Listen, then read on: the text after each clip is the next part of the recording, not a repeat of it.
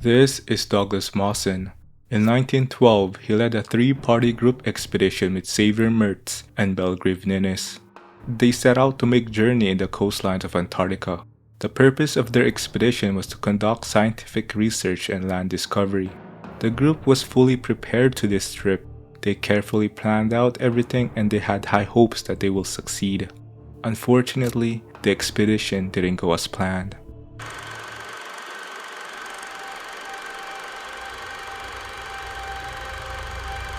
Born in England in 1882, he moved to Australia at a young age. Growing up, he had a huge interest in geography and exploration. He attended the University of Sydney and got a degree in mining engineering and geology. In 1907, at the age of 25, he was invited to join the Nimrod expedition led by Ernest Shackleton. The objective of this expedition was to head to Antarctica and perform scientific research of the area and also pinpoint the exact location of the South Pole. Mawson was a late addition to the team. He experienced firsthand being in a huge expedition group. The expedition took 2 years and ended in 1909. The group didn't succeed on reaching the South Pole. They were 90 miles away from the exact location.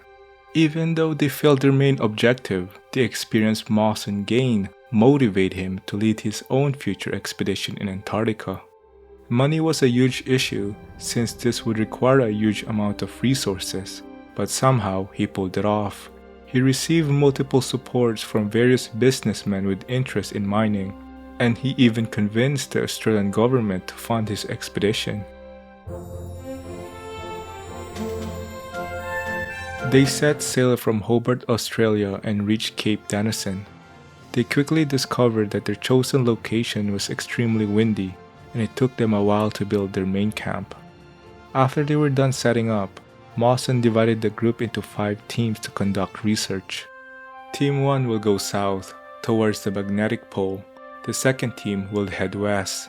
The third team will go east, along the coastline of Cape Denison. The fourth team, Mawson's group, called the Far Eastern Party, would also head east, but they would cover a greater landmass. The rest would stay behind the main camp, awaiting for their return. The parties brought all the essential survival kits, and they used sledge dogs as their main transportation.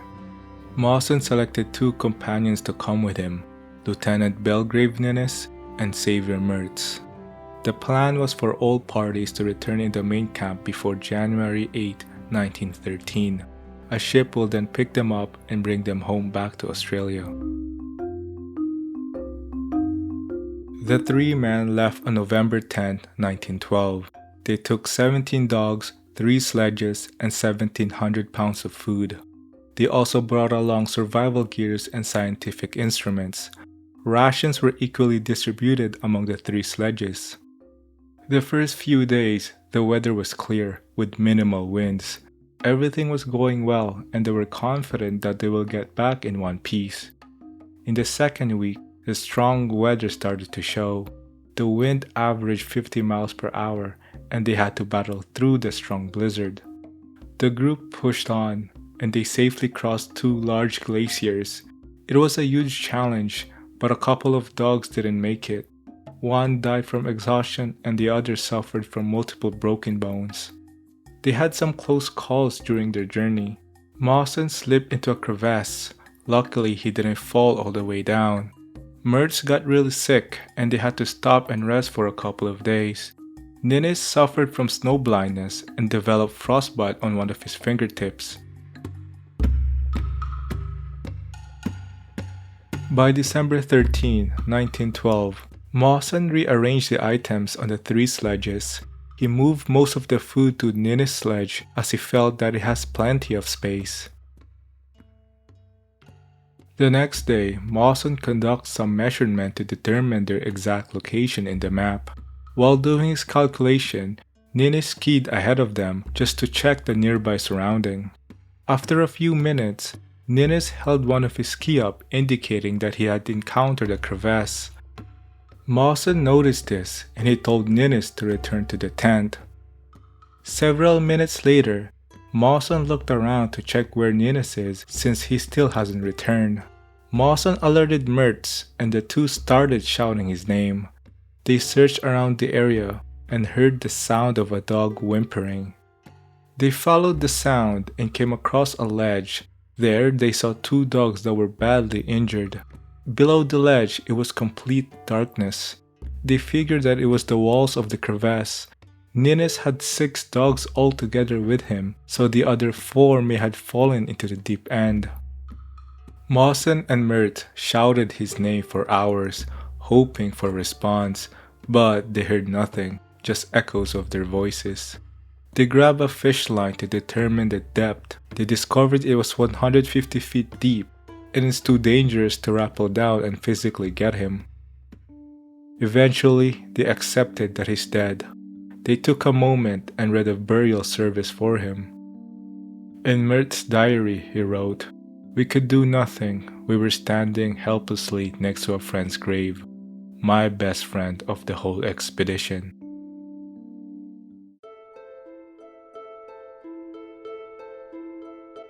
Majority of the food was held in Ninnis' sledge.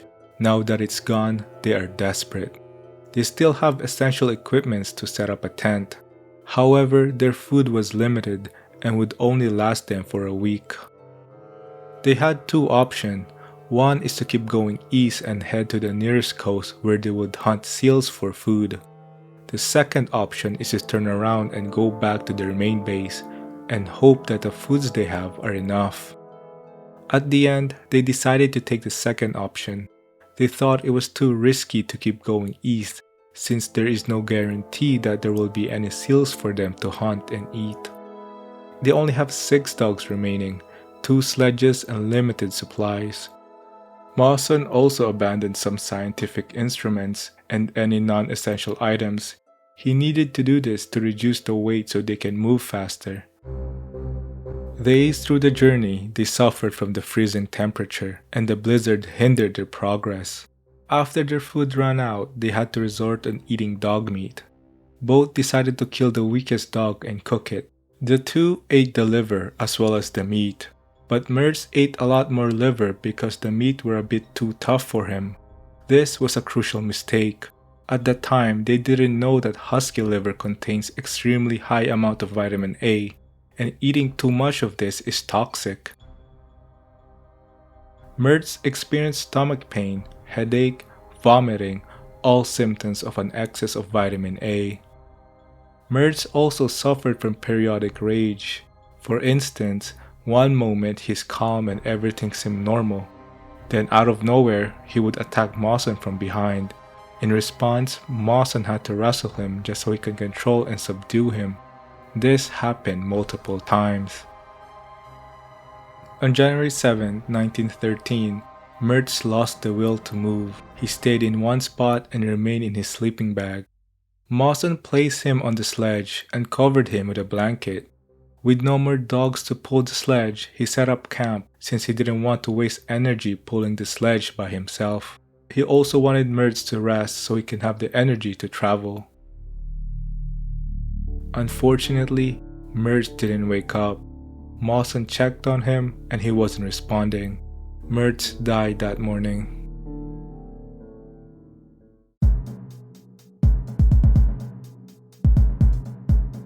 Mawson got another 100 miles to go to reach the main camp. All the dogs are dead and he now had to travel by foot while pulling the sledge on his own. His body started to break down. There was one case where he almost died. He fell through a crevice, but luckily he was saved by his sledge. It wedged itself into the ice above him, which prevented him from plummeting down. He then used a harness to climb up. After this event, Mawson crafted a rope ladder and attached it to his sledge, so in case if he falls into another crevice, it would be much easier for him to recover back up. He continued his journey and encountered a food depot covered in a blanket. At this point, he knew he was near the destination, so he kept going until he was spotted by 3 members from his expedition.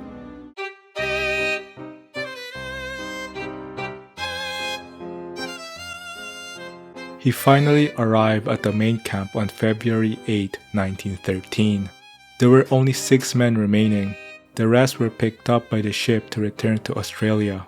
In fact, he was only a few hours late when the ship left. On January 8, 1913, just a month prior, the ship reached Cape Denison to pick the whole group up just like they agreed on. However, Mawson's team wasn't there, so the captain decided to search for them along the coastline. After the search effort, the captain waited in the main camp for a couple more days, hoping that Mawson's team would return by then. Unfortunately, due to the weather condition, the captain made a tough decision to leave and bring majority of the crew members home to Australia. Only 6 men were left behind as a relief party. As soon as Mawson arrived, they tried recalling the ship using a wireless telecommunication. Even though they managed to get a hold of them, the ship couldn't turn back because of the weather condition. The team ended up staying until mid-December when the weather was more stable. From there, the ship picked them up and brought them home. He was given a hero's welcome and received many honors including knighthood. At the end, his scientific discoveries took 30 years to publish, and the 2 glaciers the team crossed were named after his 2 deceased members, the Ninnis Glacier and the Mertz Glacier.